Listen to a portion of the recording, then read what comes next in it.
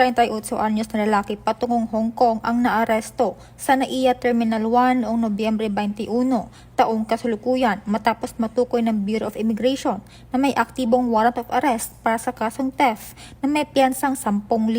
Ayon sa NAIA PS1, agad nilang kinuha ang pasahero mula sa Bureau of Immigration para sa verifikasyon. Iginiit ng lalaki na nakapagpiyansa na siya kaya agad na tinawagan ang issuing court na kalaunay nagkumpirma na archive na ang kaso. Kasunod nito, ipinasa ang individual sa CIDG Quezon City DFU para sa tamang disposisyon. Tiniyak ni Police Brigadier General Junicio B. Bartolome Jr. na mahigpit ang pagbabantay sa mga may kaso dahil ito ang bagong PNP para sa bagong Pilipinas, serbisyong mabilis, tapat at nararamdaman.